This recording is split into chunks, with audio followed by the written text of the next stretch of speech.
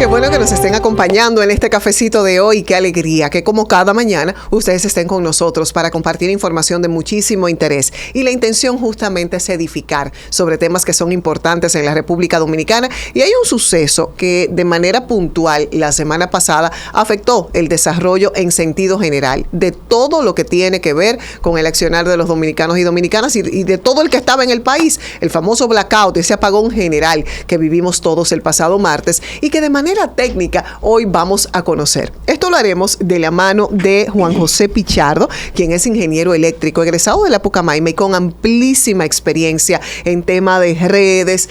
Juan José, tú nos vas a desglosar así como en preprimario esta parte técnica que muchos no entendemos y que preocupa, justo porque no lo entendemos, el hecho de que pueda ocurrir otra vez. Vemos cómo se vieron afectados el transporte masivo, el tema de los hospitales, del que desconocemos si hubo consecuencias, pero probablemente sí.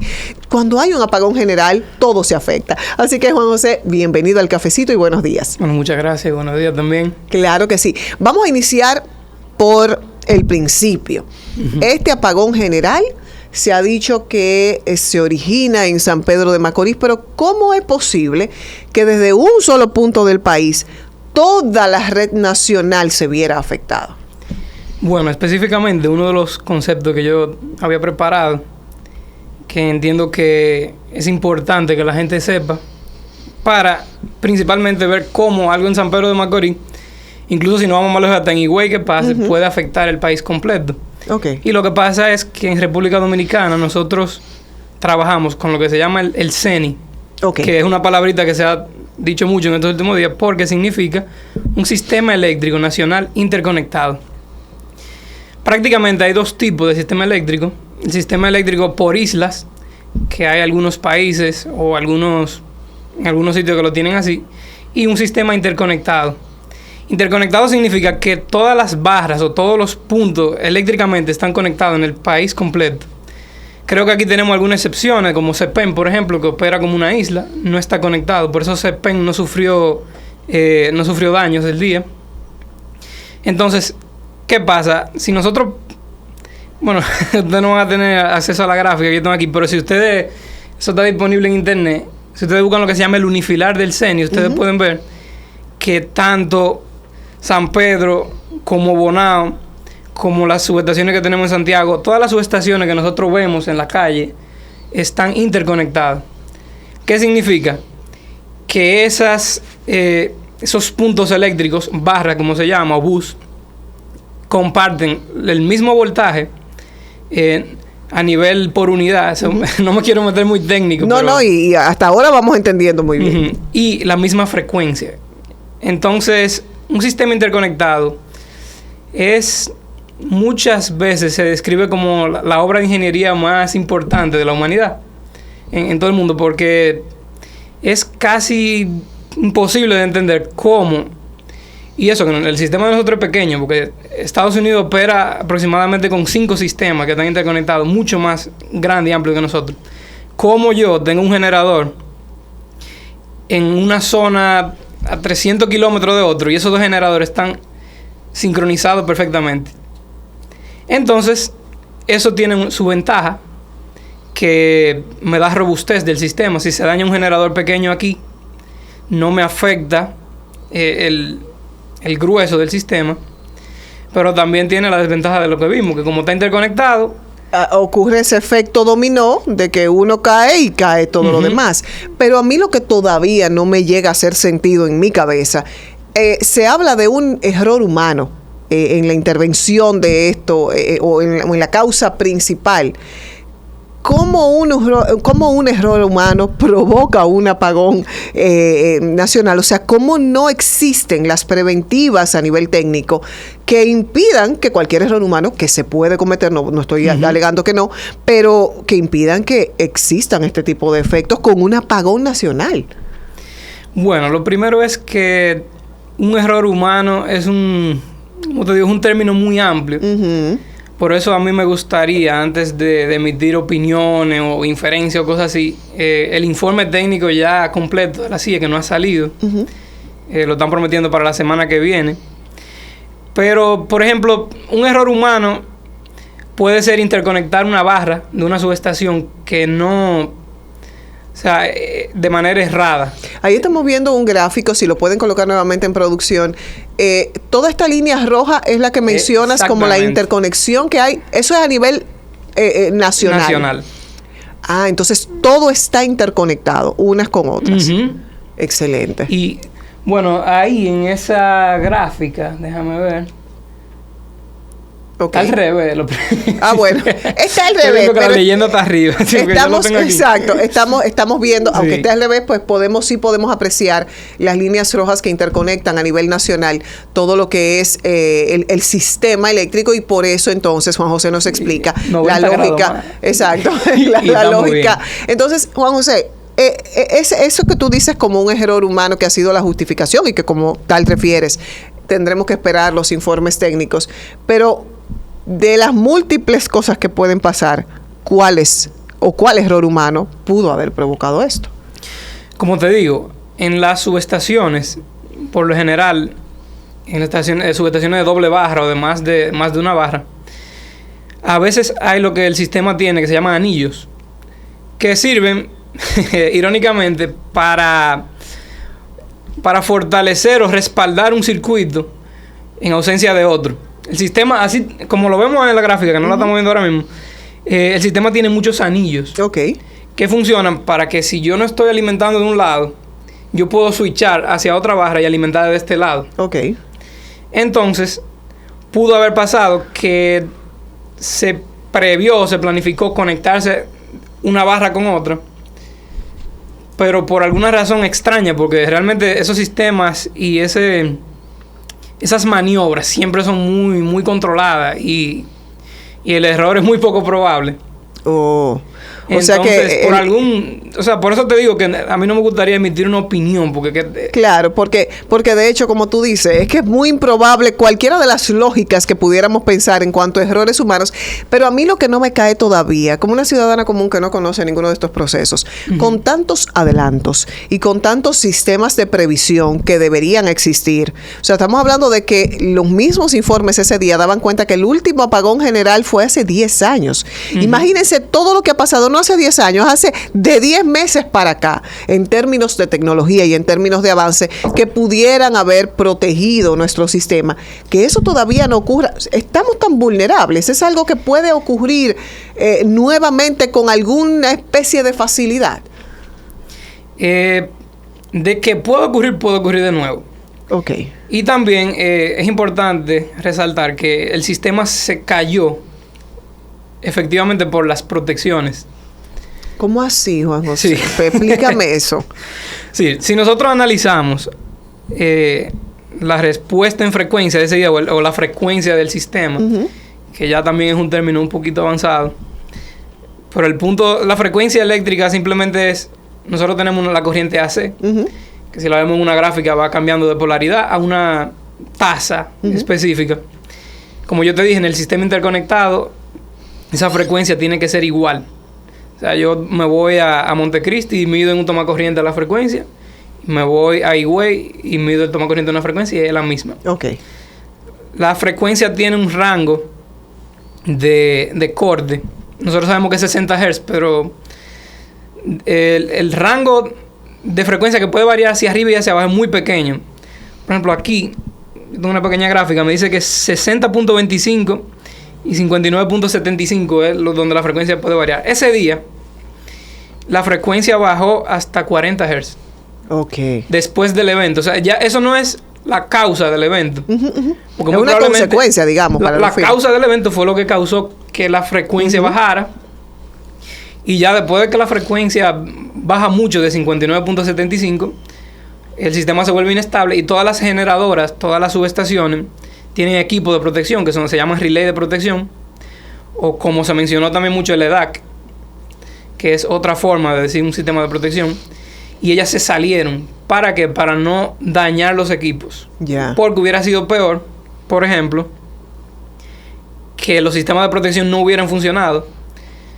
La frecuencia baja, los generadores se calientan, los equipos, las líneas de transmisión se calientan. No tuviéramos sin energía todavía. Entonces, si se dañan los equipos, si hubiera caído también el sistema igual, Pero al momento de volver a entrar en el sistema, no hubiéramos podido hacerlo, porque los equipos se hubieran o quemado o afectado. Es algo similar de lo que ocurre, aquí lo estoy explicando, en lo que conocemos de manera cotidiana. Yo pongo no sé si es el nombre técnico, pero un controlador de voltaje porque voy a conectar la nevera de ahí. Si la luz baja o sube, pues mi nevera no se quema y es una especie de sistema de protección. Imagino que entonces eso fue lo que ocurrió. Cuando disminuye tanto, las generadoras se protegen y eso procuró que el problema no fuera más amplio de lo que fue ese día.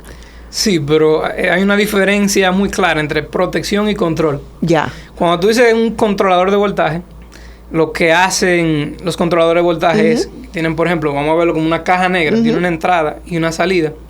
E independientemente del voltaje que yo tenga aquí, la salida tiene un voltaje constante. Pero eso es control. La protección, básicamente en la mayoría de equipos eléctricos, a todos los niveles, ya sea hasta los cargadores de celulares, hasta una caja de breaker, la subestación, funcionan desconectando. O sea, si el voltaje varía mucho, yo desconecto. Yo no lo controlo. Eso es protección. En vez de yo controlar mi voltaje, yo lo desconecto. O sea que ahí se pierde la energía, se pierde la conexión.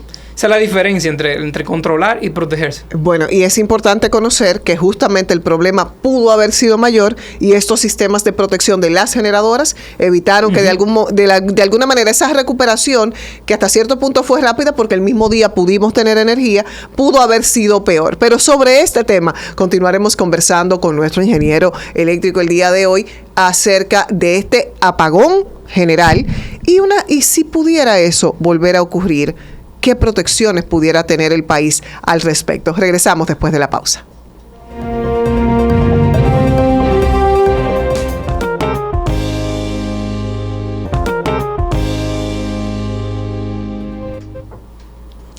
Juan José Pichardo es nuestro ingeniero eléctrico del día de hoy que está con nosotros para conversar de manera técnica pero llana, entendible, acerca de lo que pudo haber sido la causa y evidentemente las consecuencias de ese apagón general que todos padecimos el martes de la semana pasada, cuyo informe oficial se ha anunciado para la semana próxima. De hecho, el presidente habló de alguna manera de robustecer un poco más el sistema y por ahí quiero entrar a esta intervención. Habló de 200, confírmame que 200, ¿qué fue que anunció el presidente? Bueno, pero anunció un adicional dentro de esta previsión que se quiere tener para robustecer el sistema. ¿Es eso suficiente o hay otros, otras decisiones que tomar alrededor de esta protección?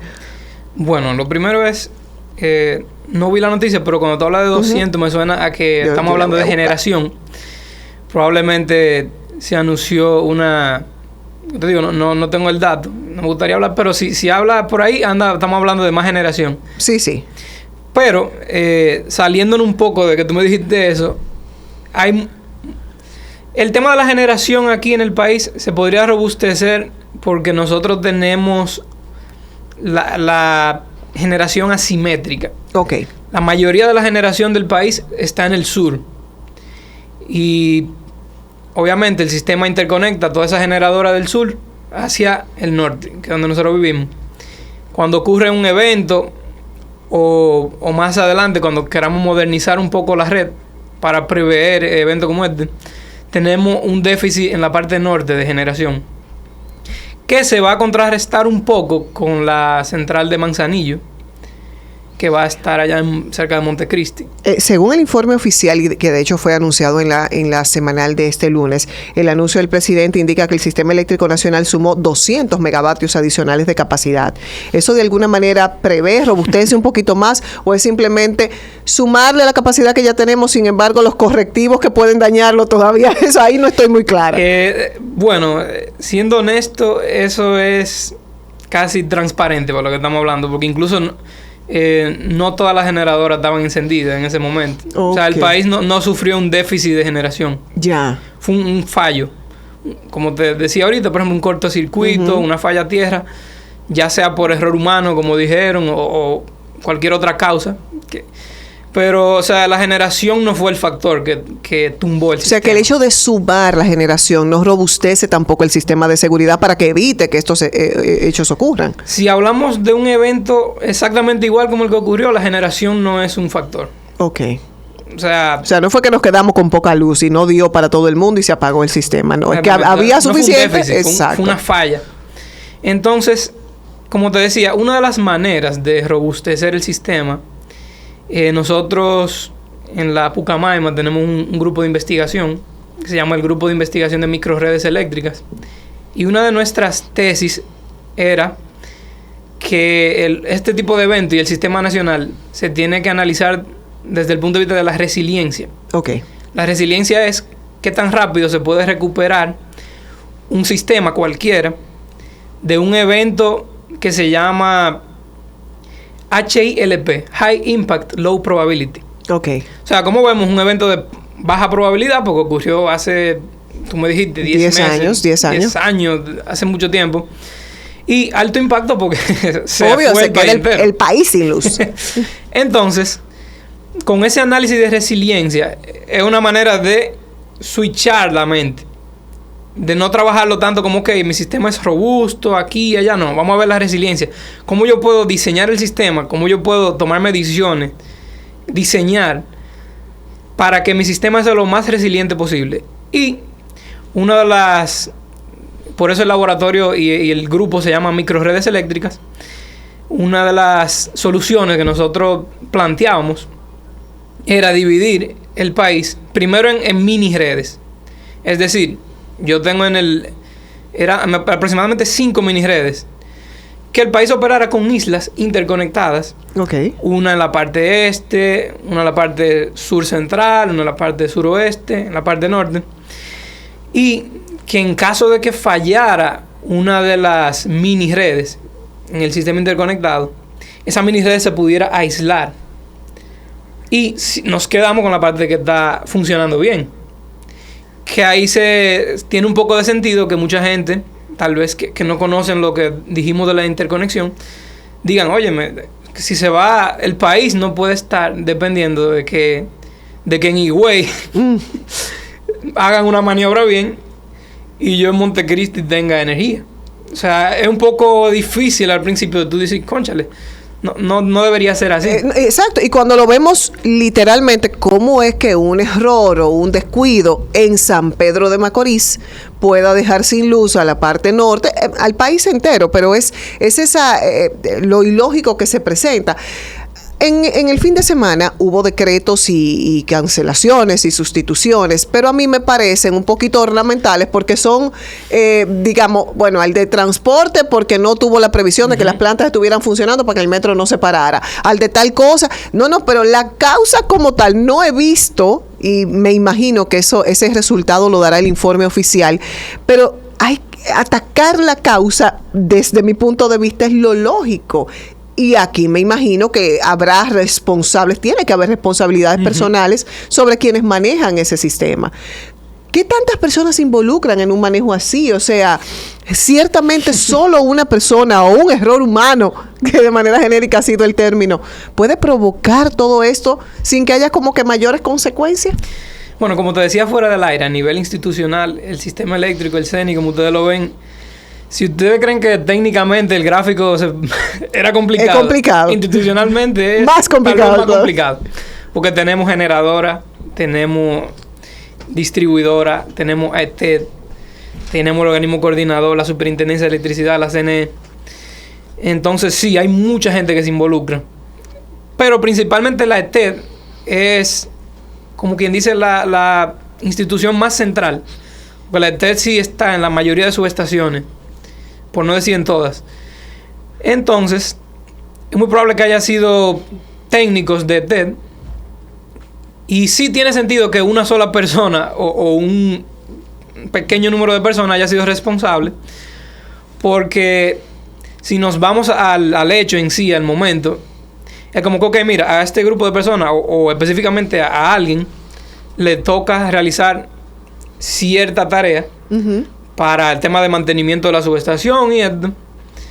Y como te digo, esas brigadas no son tan amplias, o sea, no hay 100 gente al mismo tiempo trabajando en el mismo punto, sino que en San Pedro le tocaba a un equipo de trabajo hacer una maniobra para un mantenimiento, no sé, y a alguien le tocó hacer la tarea riesgosa. Entonces, una cosa que una opinión un poquito, no sé, que no se la tomo muy seria, es que nosotros en nuestro país y tal vez en otros países tenemos la costumbre de tapar fallas. Sí. Entonces, bueno, nosotros somos humanos, todo el mundo puede fallar. Por ejemplo, hay fallas más importantes. Un doctor cuando falla en una cirugía, claro, hay una vida en riesgo ahí, que se va. Pero el tapar falla y esa cultura de tapar la falla, lo que hace es que dificulta que nosotros mejoremos. Entonces, no quiero decir que aquí esté pasando algo así, o no necesariamente. Pero es que históricamente ha ocurrido y es probablemente lo que nos lleva a este tipo de errores y que no haya consecuencias mayores. Tapo esa falla, pero incluso ese tipo de fallas trasciende más allá del médico, más allá del ingeniero que hizo un edificio mal y se cayó. O sea, estamos hablando de que sin energía hay vidas en peligro, hay personas atrapadas en ascensores, hay sistemas de transporte totalmente paralizados y eso debe ser necesariamente sancionado. O sea que yo aspiro como una ciudadana común y corriente que junto con ese informe pues vengan también las responsabilidades y las cancelaciones que haya que hacer. José, yo necesito que tú vuelvas porque este tema es el de nunca acabar. Yo siento que nosotros abrimos un periódico de 1993 y abrimos un periódico en el 2025 y los titulares del problema eléctrico siguen siendo los mismos. O sea, es como si no hubiese pasado el tiempo en la República Dominicana y hablar sobre estos temas siempre resulta de mucho interés, sobre todo entenderlo con la facilidad que tú nos lo explicas. Nosotros ahora pausamos, agradecemos a nuestro ingeniero eléctrico que ha estado con nosotros, gracias que se nos ha hecho corto el tiempo, pero al regreso seguimos con la segunda parte del cafecito de hoy.